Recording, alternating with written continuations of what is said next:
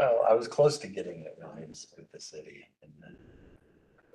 I just been like, you guys don't want me around anymore else. What city? Here. With you? Yeah, Oh, okay.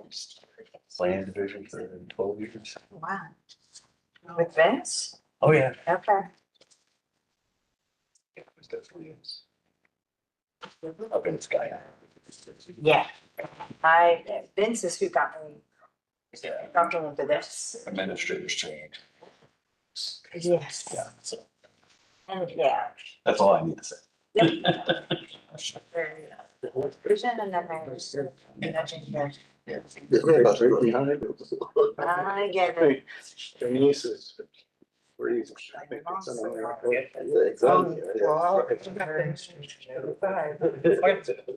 You got it nice and close to them. I do. I think there's an. Oh. Didn't mind it. Right. Went out. Ooh, nice. Did that for 8 years when I came back. Like John. Good. That's okay. It was good. St. John's, like. Yeah. It was good. Oh, you're like. I'm looking at it, like, take every Martin. Oh, wow. I had done GIS. Just like into. It was free and. Yes, that's it. No, the funny thing is I was in school with Mike here. Oh, were you really? Yeah. Mike had, you had me over for 3 different interviews. 3? Oh, wow. Back in 1990. Well, they were on the cusp. That's why I found it. Essentially at 4 meetings. Yeah. Wow. Not Pulling in. It was really another. I don't ever. Yeah. Well, that's not true. But Like this. Maybe that was just the way they did it. But looks kind of grade schooly. Had an old class, like an old draft. Okay. So they did all the old zoning map. You know, 12. You just draw it. That's how. Oh, Jesus Christ. Like it's. We're not with it. It's just like, I'm so glad you did. Yeah, it's really the revolution is the professionalism of the levels. Land use maps. I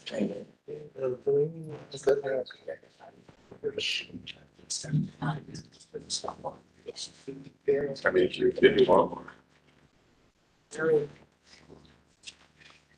I have a president. I don't need them.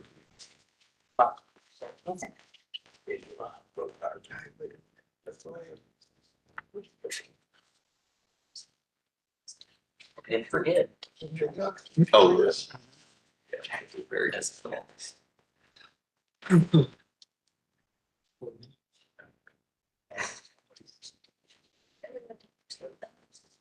Look them up. Just. Yeah. Me too.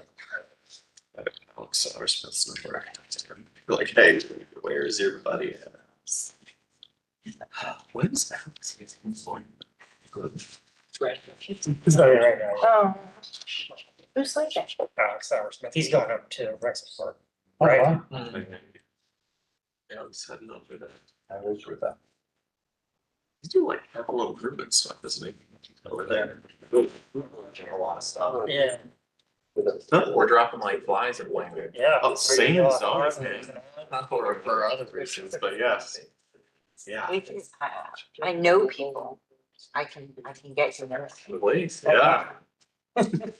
We mint them every So missing the City Columbus pipeline, there you go. We've all been into Knowlton at one point in our careers.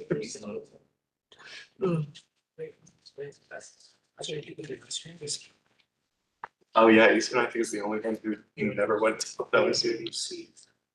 Well. I was about to say, is he that or was that down there? It's not a tech program. There you go. Actually, I have to agree with both. It was between OSU and Cincinnati. Their program was.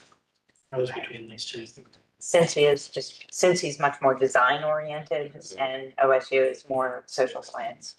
Fair, fair. That's kind of, that's how I would characterize them. Yeah. As programs kind of come back.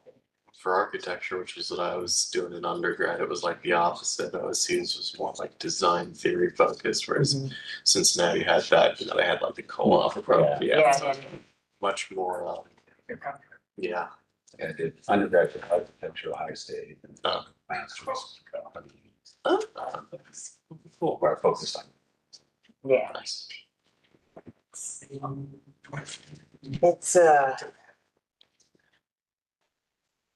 It's interesting because we haven't lost, we had at one point some design oriented folks, but don't really, and I mean, we never, I mean, Jesus Lara was there for a bit, but now. It's yeah. So much sure. Well, he used to do a study abroad there every year. Now he went to Michigan State Michigan State. When did you choose? 2 years ago, Wow. 3, maybe 3. I don't think I ever had him as a professor or anything, but I do remember the study abroad. That's probably where I would know his name from. Mm-hmm. Yeah, the sustainability study abroad, it was like a tour de force. It was a really awesome opportunity.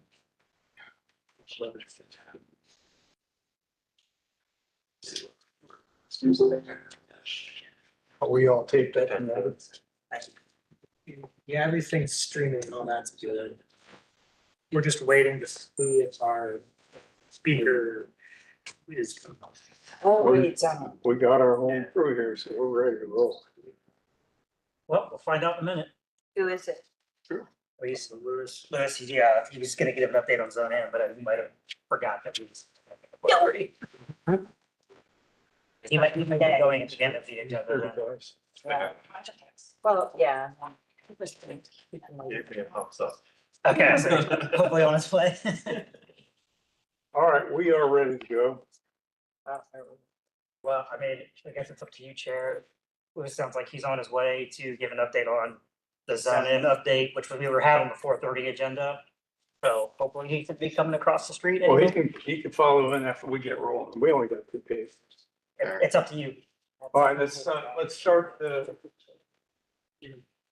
September 11th, 2025 Development Commission hearing. Start with the Pledge of Allegiance. I pledge allegiance to the flag of the United States of America and to the republic for which it stands, one nation, under God, indivisible, with liberty and justice for all. All right. Yes, good, Neil. Better than.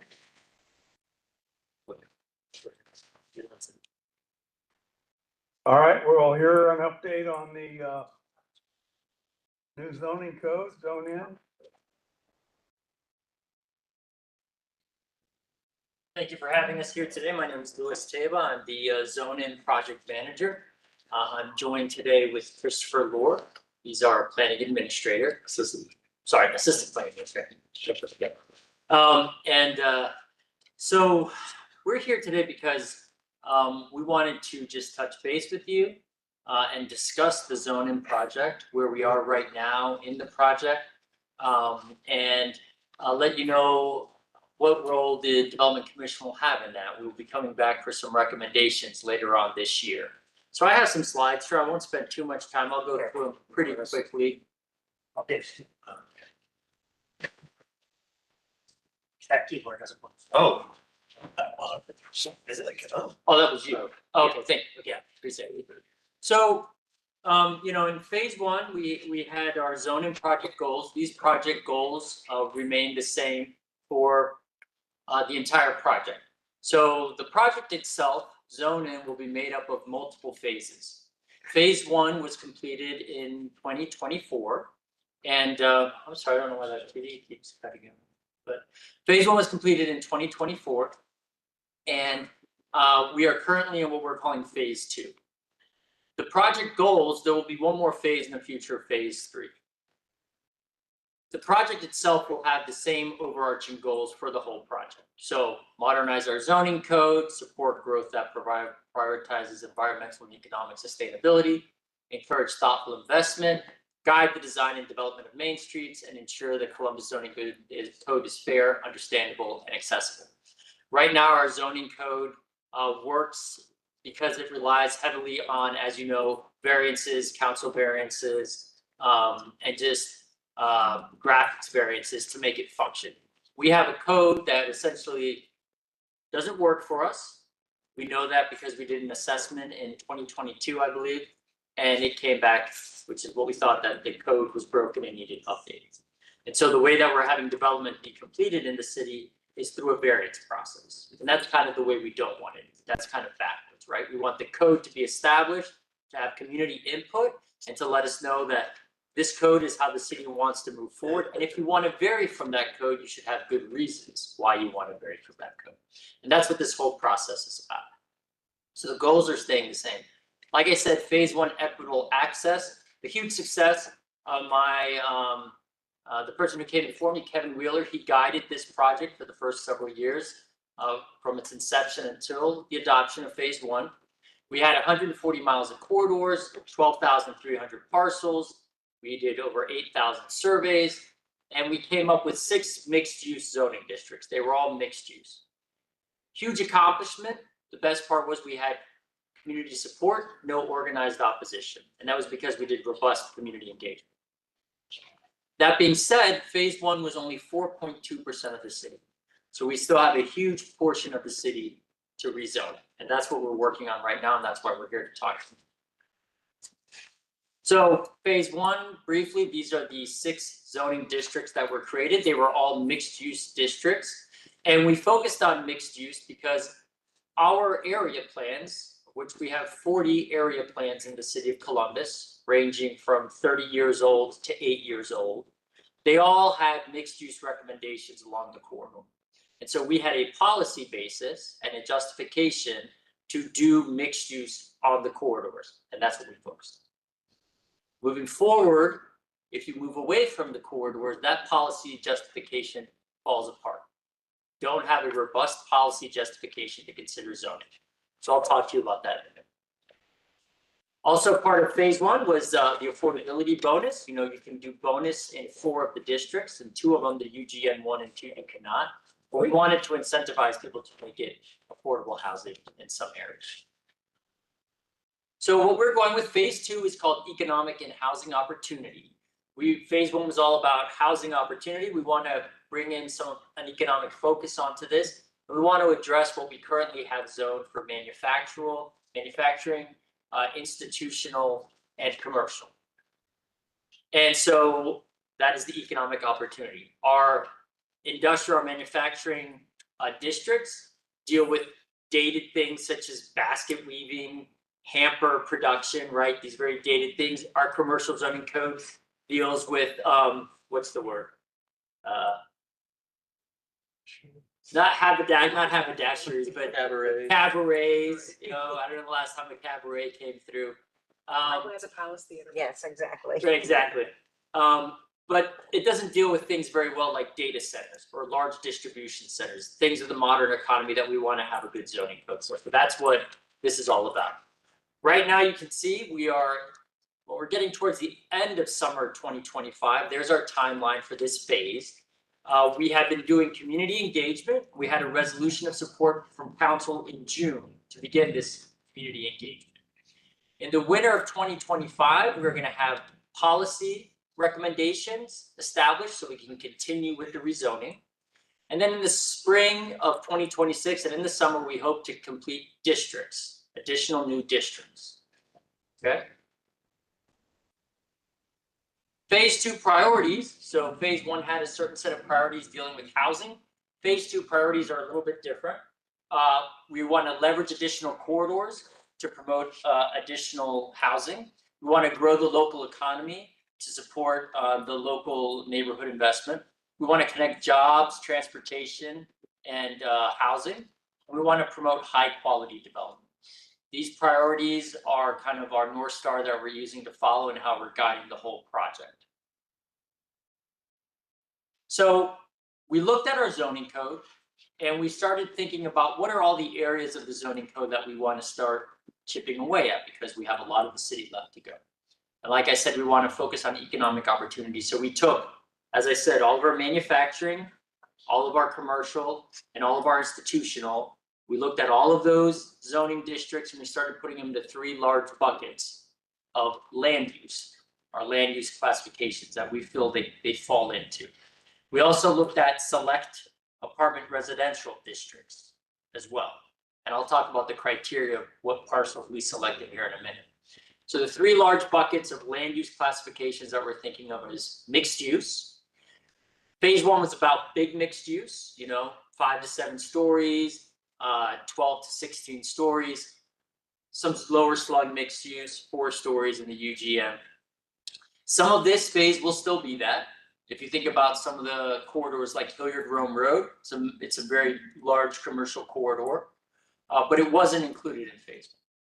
So that might be an example of mixed use 2, right? A higher scale mixed use. But we're also talking about much lower slug mixed use in this phase as well.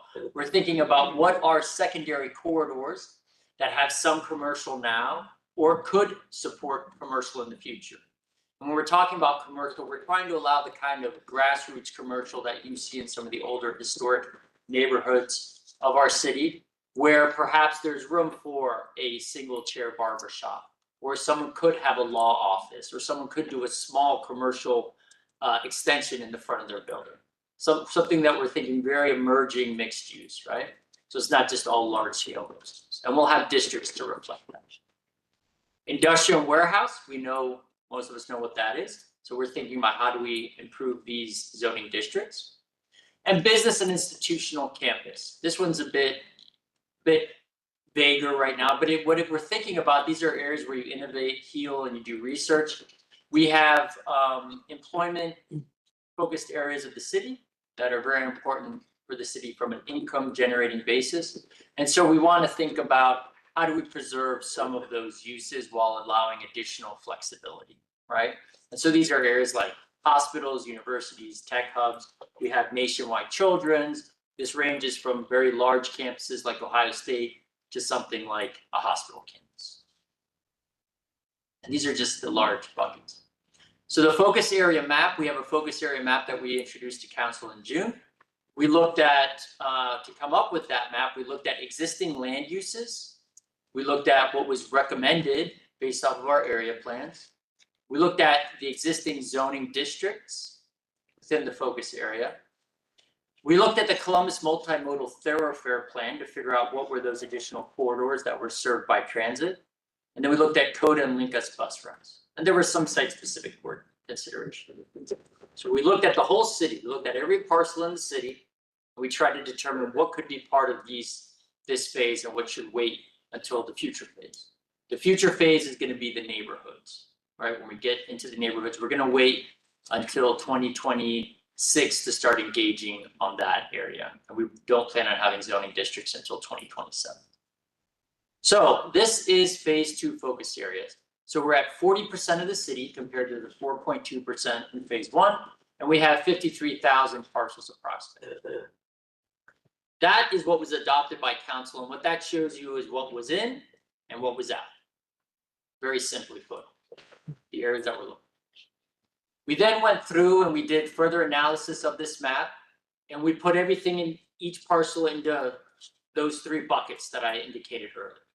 So on that map, everything that you see in green is mixed use. Everything you see in blue is industrial and warehouse. And everything in yellow is that business and institutional campus that we indicated. So a lot of the city will be opened up for additional mixed use. What type of mixed use that will take, we're still evaluating at this point. In July, we began doing intense public engagement. We have, let me see if I have that slide here. I'm sorry, we'll talk about that in a second. But we've been doing engagement. We've been engaging the public on this map since July. The final thing I want to talk today about before we talk about the engagement is the policy need. So right now, the city of Columbus, it's land use plans. There's 40 land use plans. Some of them are very new. Some of them are very old.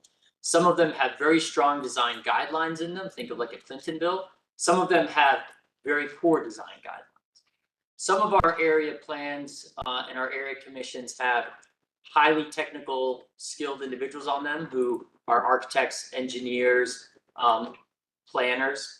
Other neighborhood area commissions are people who just want to get involved with the commission, their neighborhood, and they want to help improve their neighborhood. And suddenly they're being asked to read site plans and look over very detailed things.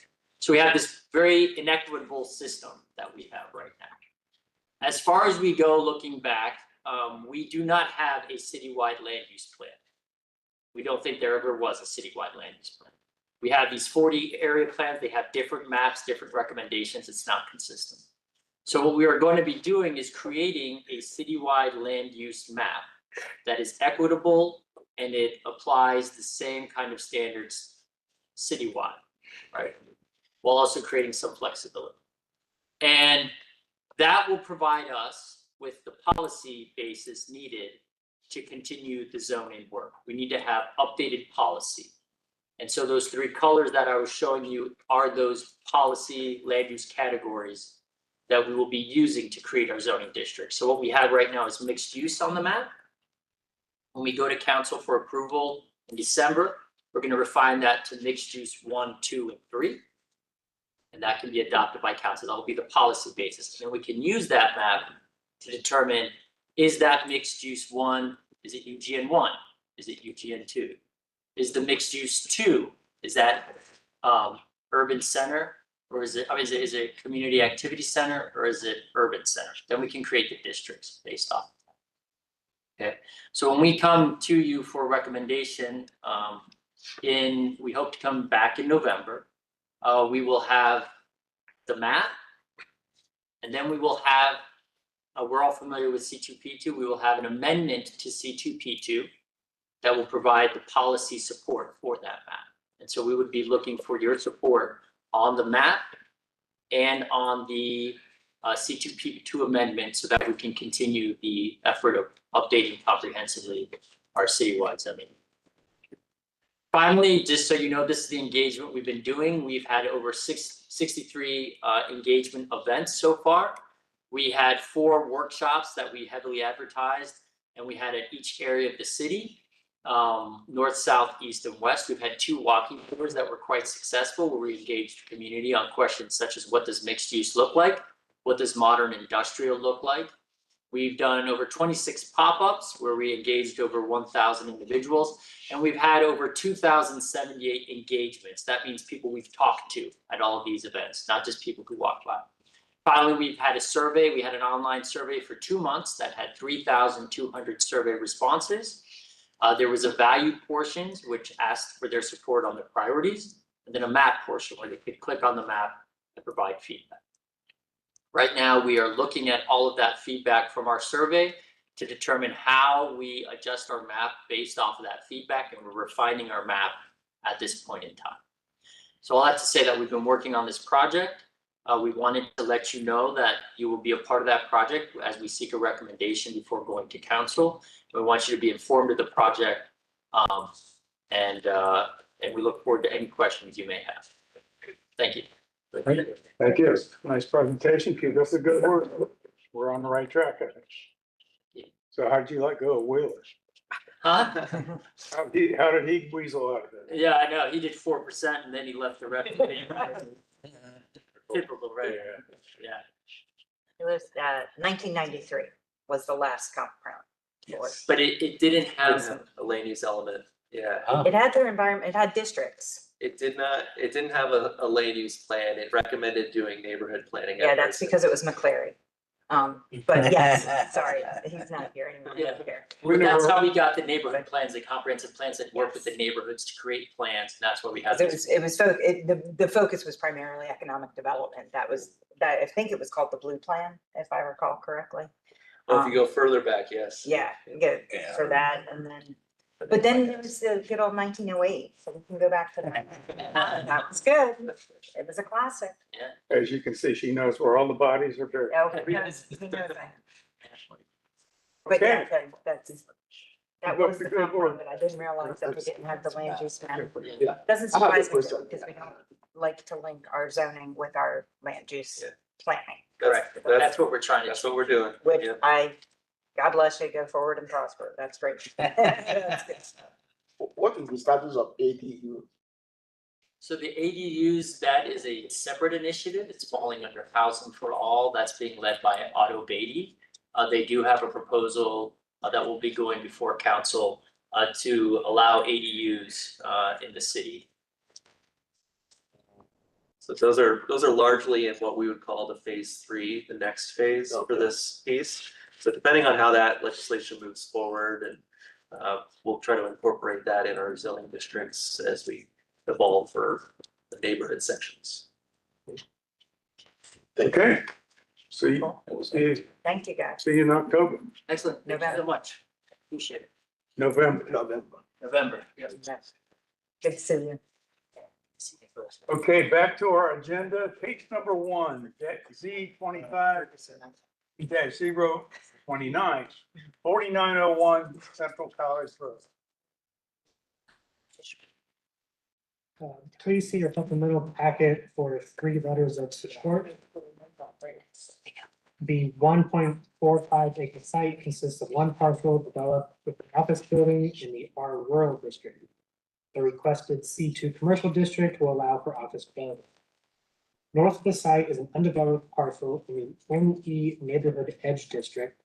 South of the site are single unit dwellings in the ME neighborhood edge district. East and west of the site are single unit dwellings in the rural district within Plain Township. West of the site is a religious facility in the R rural district. The site is within the planning area of the Rocky Fork Blackwood Accord, which recommends both natural rural corridor as well as neighborhood land uses for this location. The site is located within the boundaries of the Rocky Fork Blackwood Accord panel. The recommendation has not been received. The Rocky Fork Blackwood Accord panel was scheduled to meet August 21st, 2025, but failed to reach quorum, so the meeting could not occur. This meeting had been rescheduled to be heard by the panel at their September 18th meeting. The requested C2 commercial district will allow for office development, although the proposal is inconsistent with the land use recommendations of the Rocky Fork Blackwood Accord. Staff note that the request is to conform an existing use and is therefore supportive of the request. The city department's recommendations were approval. Okay, thanks. Any questions, comments? Dan? Nothing to add to the staff report. Okay, and Hunter? Any additional comments? Okay. You and I read the memo. Is anyone here to speak for case number 1 tonight? You're the applicant? Yes. Okay, you have 3 letters of support, no opposition. Is there anything you want to add to the staff's presentation? Only this is really, to me, a really simple request. We've been using it as office since 2004. We're just asking it to be rezoned to be continued to be used as office. We have an excellent buyer whose only contingency is the rezoning, who is going to continue to use it. Almost identical to us. We've used it as an office. We've had storage, and we've had a garden where we've grown stuff for food banks. They want the garden to grow ecological plants for the ecological consulting business. So it's identical use. Well, you're in a position here that we normally attribute to traffic. This is in probably 5 years, you're the first person that came in with some other reason to think about a provisional approval on our part. We want to see you move on. We don't want to see you just trapped in red tape because somebody didn't get their quorum and there's a meeting scheduled in 7 days. So we're gonna vote on you provisionally. If you run into bad day with the Rocky Fork group and they don't like what you propose, you're gonna have to come back around and see us again. If you don't, if you make sense, everybody's nice in the sandbox, your night will go forward. Awesome. Okay, very much. That's just so you understand. Terry, you have to make a motion to accept the condition. Okay, all those in favor of the previously stated condition of the open check quote unquote comment? All those in favor? Aye. Okay. Now I need a motion to vote tonight. Okay, Second. second. All right, all those in favor? Aye. Okay, please call the roll. Maria Conroy, Yes. Amanda Golden, Yes. Dan Lukeway, Yes. Dan Furlman, Yes. Janice Key Shanklin, Yes. and Chair Fitzpatrick. Yes, you're approved.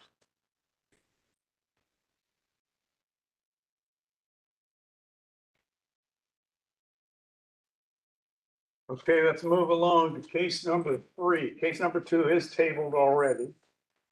Case number 2 is Z25-031, 2219 Holt Road. The 20.02 acre site consists of 4 parcels, each developed with a single unit dwelling and zoned in the R rural district. I shall also say, please find in your supplemental packet the standard recommendation form, as well as 22 letters of opposition. The applicant requests the LAR1 limited apartment residential district to allow for a 384 unit apartment complex. The limitation text includes use restrictions, a maximum of 384 dwelling units, and includes a commitment to develop the site in accordance with the submitted site plan and building elevations. North of the site are single unit dwellings in the R rural district. South of the site are single unit dwellings in the R rural and LR2 limited residential districts. To the west are single unit dwellings in the R rural district and undeveloped land in the M manufacturing district. And east of the site are single unit dwellings in the LR2 limited residential district and the PUD6 planned unit development district. The site is within the planning boundaries of the Westland Plan, which recommends residential 3 to 5 units per acre land uses at this location. Site is also subject to early adoption of Columbus citywide planning policies, C2P2 design guidelines. Site is located within the boundaries of the Westland Area Commission, whose recommendation is for disapproval. However, at the time of the staff report, the recommendation form had not been received. As previously mentioned, that should be the first item in your packet.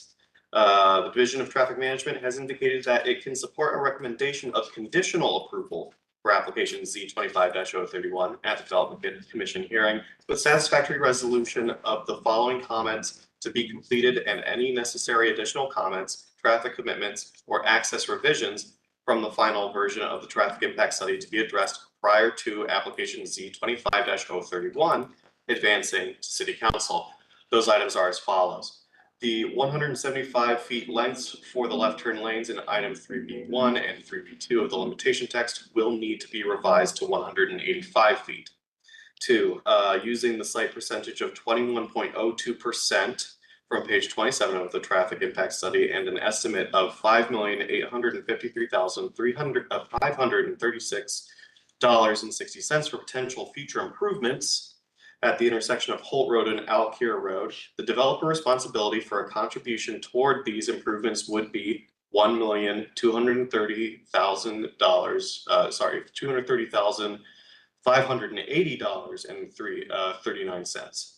And finally, 3, with the commitment to a site plan, a connecting sidewalk will need to be provided on both sides of the proposed access points to Holt Road per Columbus City Code 3312.41D, and improved sidewalk connectivity will need to be provided between building number 7 and the rest of the site. The proposed LAR1 limited apartment residential district will allow multi-unit residential development with up to 384 dwelling units. Although the proposal is a higher density than recommended by the plan, design guidelines note that projects that are proposed at a density higher than recommended land use may be supported if they include a high level of site and architectural design. Staff notes the proposed site plan includes activation of central open space and around the proposed basin, and includes evergreen trees to screen the southern property line, consistent with the plan and C2P2 design guidelines. Staff is therefore supportive of this rezoning, with the condition that any necessary commitments, as previously mentioned by the Division of Traffic Management, be included in the final limitation text. Okay, thank you. Any comments, questions? Okay, Grant. Good, okay. Questions? Okay. The traffic impact study has now been completed for this application. That study did find that the development would have impacts at the intersection of Holt Road and Alkira Road. Per traffic standards code, development has responsibility that's roughly proportional to the development's contribution to traffic growth in the area. And so that's the basis for the calculations that were in the staff report that lead to the $1.2 million figure that was cited in the staff report. For the other bullet points, the turn lane links, those actually have been corrected in the current version of limitation text. And then you would still need a revised site plan with the sidewalk connectivity that we requested to reach full support from the Division of Traffic Management. All right. Well, I feel comfortable. We got that down to that last 39 cents. You can't round it off at 1.2 million with that 39 cents. Okay, any, Hunter? No additional comments. Okay, is anyone here to speak regarding this application? I did have some Yes, please. questions, and that's the statements about noting that the open space was activated.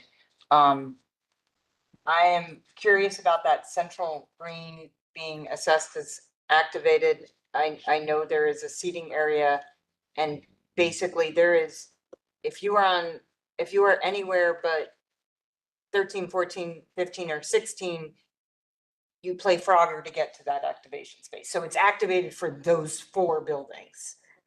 That's it, right? And then the other, again, there's no sidewalk easily for someone to get from, say, number 8 over to either of those, correct? So they're activated, but not really for everybody there. Is that, I'm trying to understand what you all meant when it said it was activated. I'm not sure if that's you guys or you guys. Yeah, I can take that. Okay, thanks. So, I mean, planning staff's comment about, it's centralized green space that was previously, the previous site plan for this one didn't include any green space in the center. Right. So I think that was the pay factor plus the seating area. I think those two combined for that specific factor regarding that design guideline. I mean, I think those are absolutely points that could improve that green space that staff didn't request. Okay. All right, thank you. Okay, anything, gentlemen, you would like to add? Give us your name for the record first. Jeff Reynolds, I'm here on behalf of Jeffrey Brown, who is enjoying his vacation in Maine. And Jeff has been shepherding this through the various staff. And all we'd like to say is that as Mr. Fitzpatrick says, get your checkbook out. So what we would like to get on the record is that we have asked for a meeting with the traffic staff to discuss the payment for the improvements at Holt and Alkire. Just in terms of what developers in the area have previously paid is 4 to 5 times less than what is being requested for this development. So although you're seeing an amount that is in the text or in the recommendation to you all this afternoon, it may be, and Mark, let me have Mark introduce himself. Mark Catalano with Fairway. Mark may hope that it's a far lower number than what you're seeing in the staff recommendation. So other than that, we have been working with staff in order to come up with the site plan that is appropriate. We are making 5 turn lanes. We're making a heck of a lot of improvements to Holt Road that run the length of this development. It has 2 curb cuts. There are 5 turn lanes that will be improved for the site, as well as the single family development to the east of us. We are maintaining the 25-foot perimeter setback. We're also providing screening to the south, and then we're preserving existing screening to our, I think that's west. So we'd like to think that we've come up with, or Jeff and Mark have come up with an appropriate development that is close to the Georgesville 270 intersection. So this is the housing that Columbus is looking for with connectivity to get people out and to their jobs throughout the city of Columbus. So we can answer any questions that you all may have, but we like to move forward and talk to staff at the same time. All right, let's have our speakers, and then we'll bring it back to the table.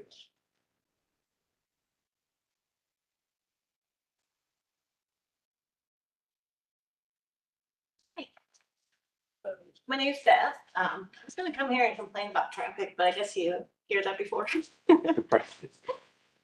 I've been living on Holt Road or right off Holt Road for probably 23 years or so. And I understand that, I mean, it's great. We're like about 13 miles from the city. I knew that this was gonna eventually happen. And, I just wanna just throw out there just some numbers, because I think numbers are very, numbers just tell the truth. There's no, heartache or anything like that. It just tells the truth. So I just did a few things to just let you know what they're doing in that area. So right on Holt Road, I call this Save Holt Road. So Holt Road, there are 2,368 units within 1.5 miles. So that's just units, not how many people live there. There are 6 schools of 4,390 students. And then the houses, I was going to count all the houses, but there's a lot of houses. So there's obviously, very dense area. And then when I looked at it, I was wondering, how does Holt Road handle it? So Holt Road, have you guys ever been to Holt Road? Okay, yeah, okay. So it's just one way for each. So AI is kind of nice. You can do a lot of this research because I just found out about this 2 days ago. So right now there are 12,194 cars that go up and down Holt Road. With all this improvement, which I think is needed with the housing, it does increase it to 24,000 and 26,000 vehicles per day. So I asked AI, I said, can Holt Road handle it? And the answer was no. And so it's nice that you would have the turn lanes on there, but that's not going to really actually handle that amount of traffic. So that's where I would say, why don't we all work together? I'm sorry that the amount was too high, or too low. What you said, too high. I think it's not even close to what needs to be done. So if we do need to expand Holt Road or expand the apartments, we need to make Holt Road bigger. We have to make it wider, as simple as that. And I feel like we have the advantage because developers really wanted to get more housing out there. But we do have the advantage to making sure that the people who live there actually like to live there. Because if this goes through, have you ever turned left and everybody stopped, but the other side's going really, really fast and you can't tell who's going? So that's what my husband got in a really bad accident that way. So you have to turn left and the car hits you. That's what's going to happen getting out of my neighborhood. And unfortunately, there's another apartment complex 350 feet down. So the other way I could leave is going to be, I'm going to have competition. So I really won't be able to turn left without going this. I mean, my boys, I don't know if I want them to turn left. So they can't go to Grove City then. So, because that's the only way to get to Grove City is to turn left on the road. So that's what I ask is just if we're going to expand, instead of, I mean, $1 million is what they find in their couch cushions. I mean, that's not a lot of money. So I think, if you're going to expand, you have to make the road wider. Simple as that. I know that we live 13 miles from the city. That means everyone is going to want to live there. So I'm okay with that. It happens. I enjoyed 20-something years of having, it's kind of a little escape. But I just want everyone just to think about, just if we're going to expand, just trying to do it the right way. So, but if you want to hear me complain about traffic, just let me know. I can. Thank you for your time.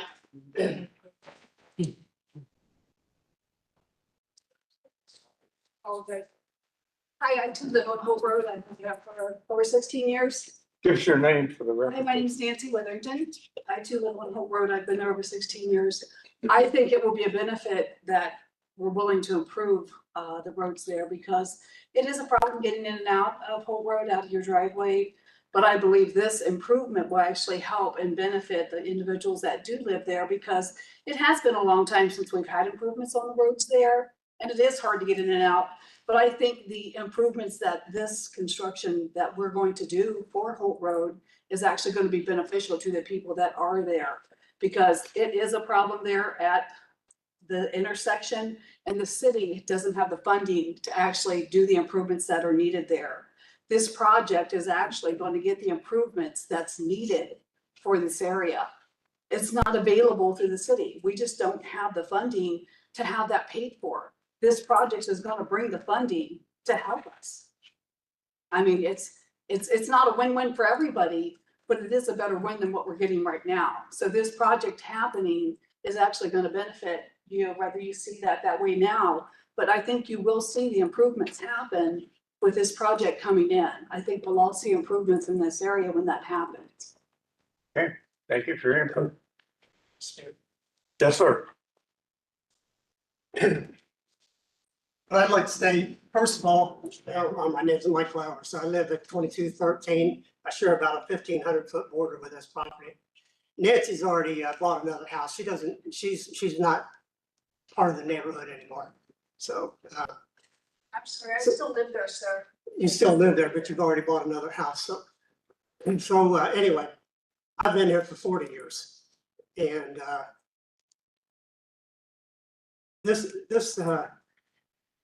we have a nice little rural area. We have wildlife, we have deer. I've seen mink, raccoons. You know, we get ducks. The whole back end of this property floods in the spring. We get ducks swimming in our yard in the spring. So, but anyway, the next point is the traffic. It's already horrendous. At times during rush hours with all the schools down there, it takes 5 minutes to get out of our driveway now. Now, you're going from 4 homes with 8 cars to 384 apartments with 750 cars. And then the apartments that are being built on the corner down there that aren't done yet, that's just gonna add to the load. The traffic is going to be horrendous. We won't be able to get out of our driveway. We have a handicapped child, and I was offered a lot of money to sell out, but it would crush my son to have to leave this home. So we're gonna stay regardless, whether they build these apartments or not, but it's gonna destroy our neighborhood. That's all I have to say. Okay. Mike, did you mention that you were offered to sell out with us? Yes, I did. Mention that, okay.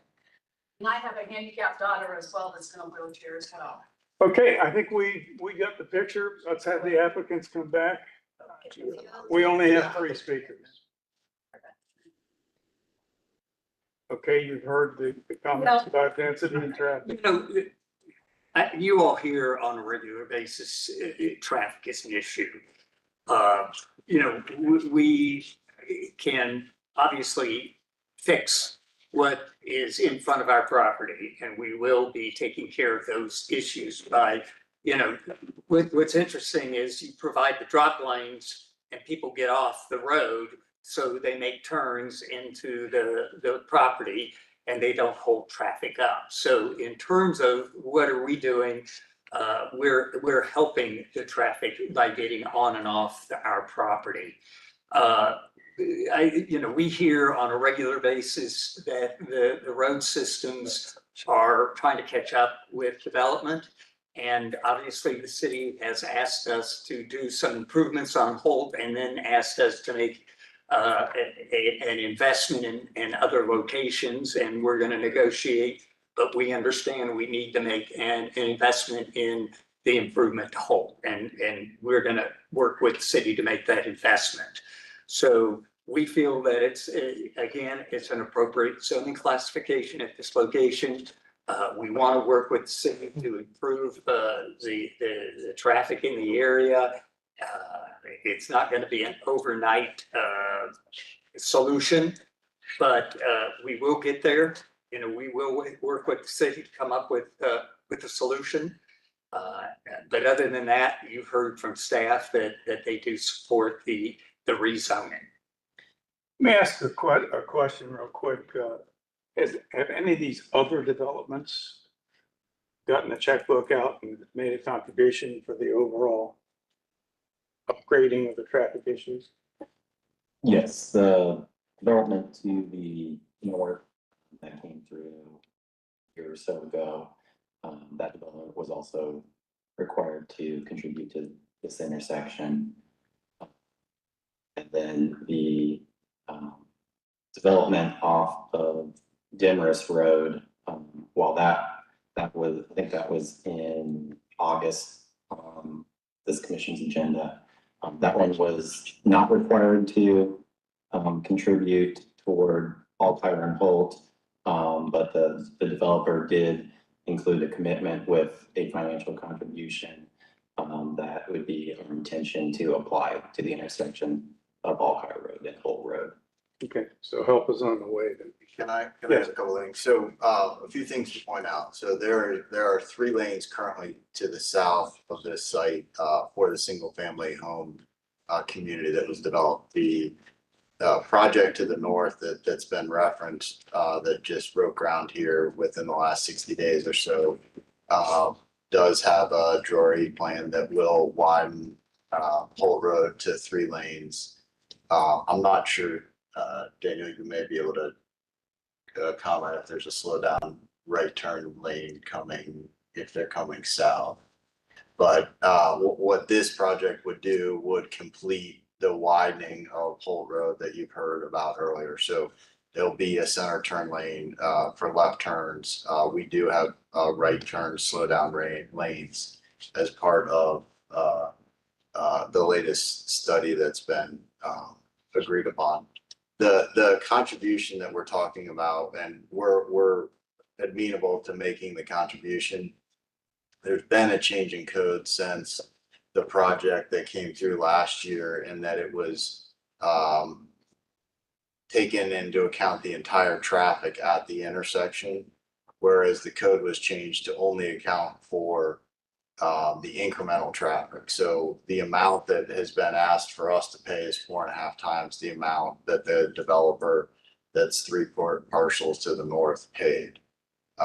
So we've discussed that with traffic. We do have a meeting on the 22nd to further those discussions, and they've realized that it's disproportionate to what's been paid in the hearing. So all that will be done prior to getting to council. So we'll have all of the. You have all the I's dotted. We'll get the checkbook settled before we get to council. Yeah. And if I could comment too on the green space, the comment that was earlier, there are sidewalks to the west and the east side. We have left those open in prior developments, and we just completed a project on Bryce Road. And what we've done there is like we've purchased soccer goals, and the kids come out and play in soccer. So we leave those open just really intentionally is people want to throw a blanket down and maybe sit out there or go to football or I'm not complaining about the openness of the open space. activity. It's the ability to get there without dodging cars. So that, I guess that's when I'm looking at somebody in unit 8 or something, them getting, and I can appreciate that, there are smaller spaces that are available, and that this will provide some relief from heat island problems. I'm just trying to, I'm not seeing it as something special that rises to the C2P2. We can deviate, and this is a huge deviation, but we can do that if it's special. I think this is very nice. I don't know that it rises to that level. That's my assessment. You might also point out. And it's not just the, I mean, it's the whole thing. They've also maintained a, 75-foot setback on the west side where they save the existing vegetation. So, what you've got is you've got a green space more or less that serves the western units. You've got a green space that serves the middle units, and then you've got a green space to the east. You got 2 on the east. Yeah. Basically. So, I don't disagree. Yeah. I see it. Yeah. And I think it's nice. I think that's a good thing.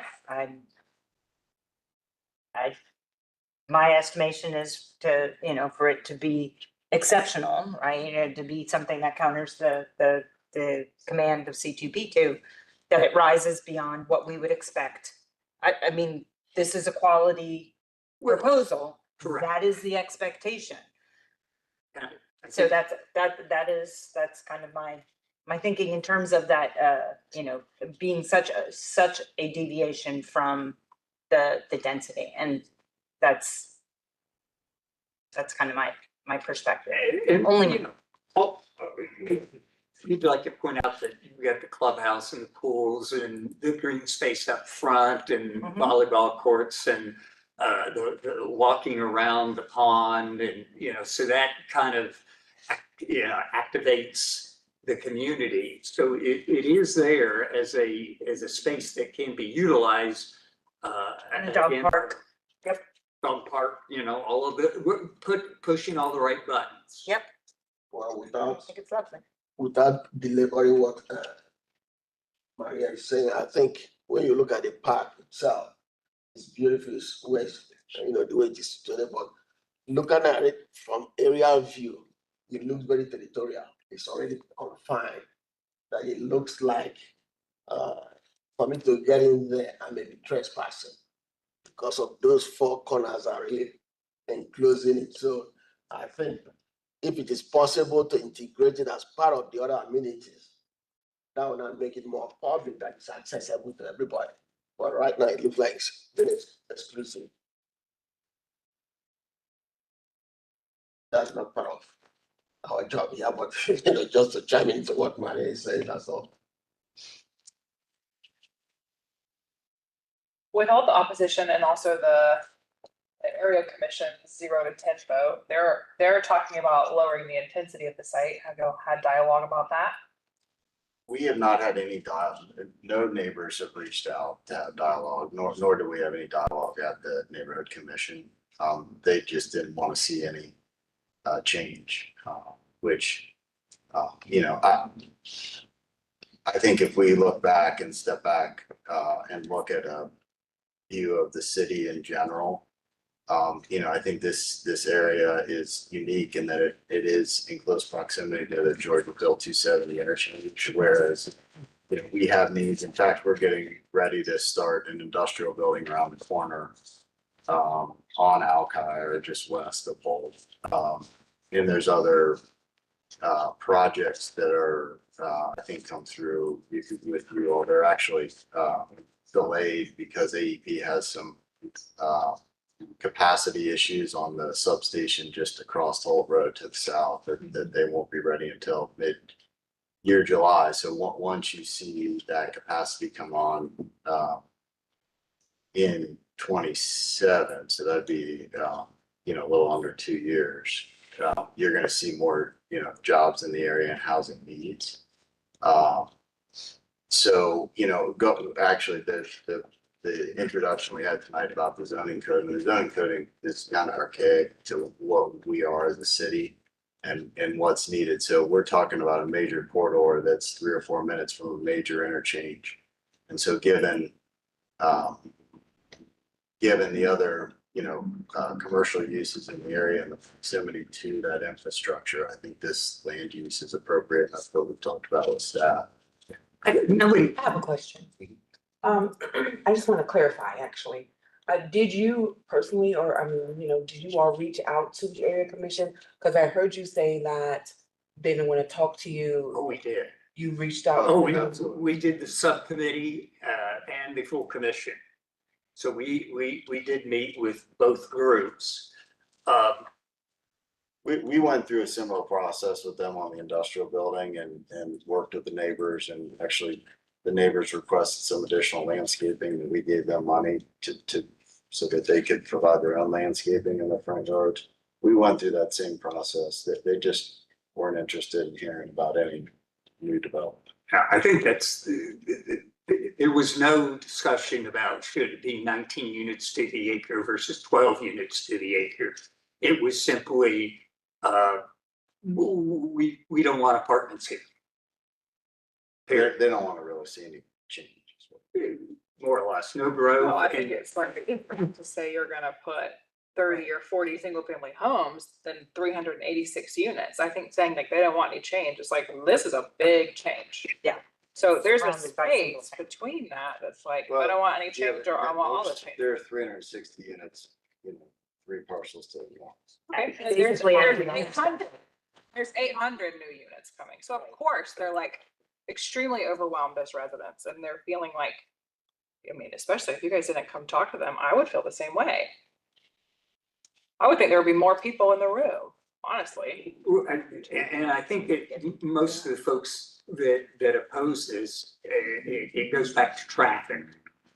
And again, we're here to say we're solving the Want to traffic contribute to problems that the we can. Solution on that. Correct. Understood. And in improving the Holt and Alkire is obviously a goal of the city of Columbus, and we're going to participate in that improvement. The folks who have come in recently have been paying for the freight, but there are a lot of people who are here and, we're trying to catch up. So we can only catch up with those areas that directly abut us and that are identified by our traffic study for improvement.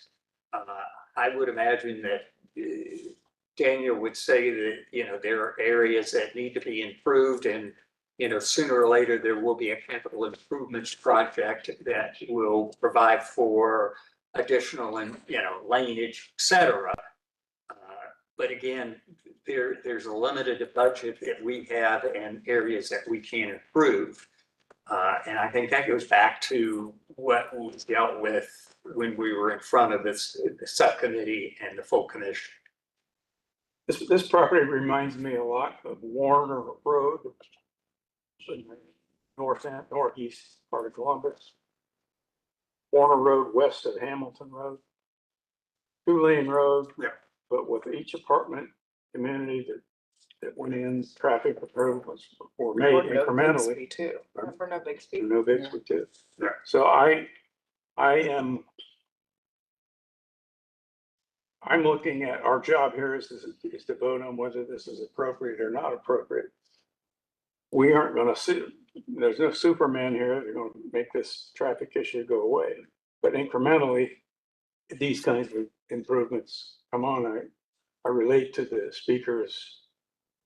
second speaker's comments that those 5 elements that you're gonna add to the ones that were already added, and then this $1 million plus 39 cents is going to contribute to other improvements that dramatically make it effective. And the model of what happened on Warner Road didn't have as many tools in the toolbox to work with as you're proposing, with your widening of the road, your deceleration tapers, and the other things that you're contributing to. I think meet it halfway. So it's not 100% to 0%. It's do you want the improvements now, or do you want to hold out and do nothing? And there's no real clamoring, no effective clamoring for improving what you got. That's my comment. Anybody else? Any other comments?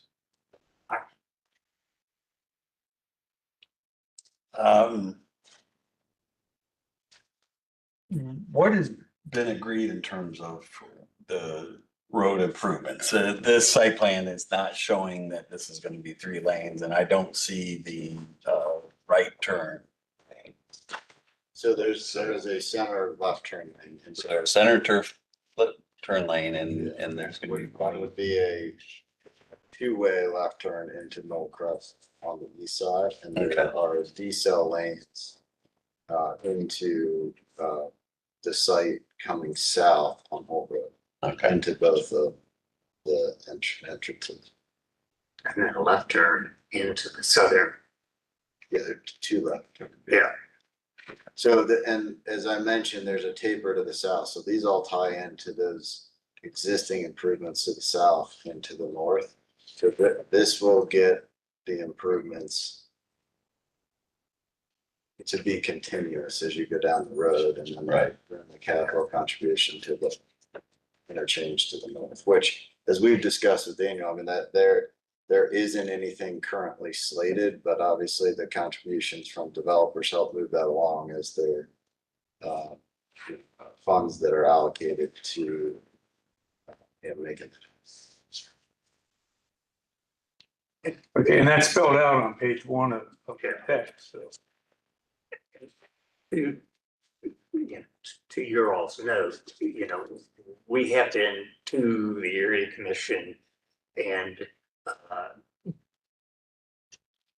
our neighbor to the northwest has been the only consistent neighbor. And obviously what we are trying to do in his instance is to, again, we provided the 75-foot setback, provided that we would preserve the trees that are currently on our property. And then once again, he has got that drive that goes back there and our 25-foot setback. So we're trying to be as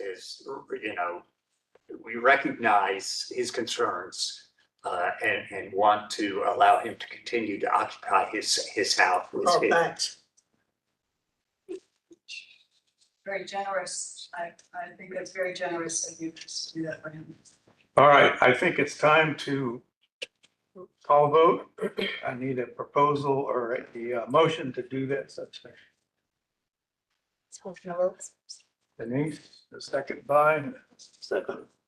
Okay. All those in favor of taking the vote, please say aye. Aye. Okay, Amanda Gold. Because of the area commission's recommendation for no, because of all the opposition and because of the, I think, demonstrated lack of community conversation, I'm going to vote no. Karen Woodway. Yes. Dan Furman. No. Denise Key Shanklin. No. Maria Conroy. No. Chair Fitzpatrick. yes. Okay. That is the vote. Thank you, folks. Or did you? I did. I have my biggest problem.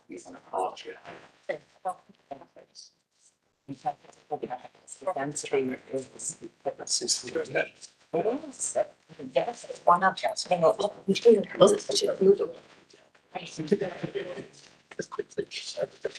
Right?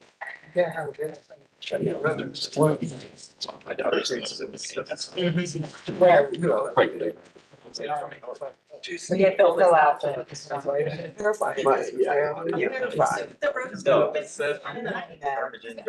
few days I got people to come together, can I raise money for road improvements in Holt Road without having to do apartment complexes? Am I allowed? I don't know, it's Daniel. That's Daniel. Any money. Treasurer's office. Because that's what everybody wants is the roads that are bigger, but why have to have a clerk? Okay, all right. Take a lot of money though, the estimate. 5 million probably. Yeah, the 5.3. It was like 5.8. Yeah, 5.8 for just the. All right.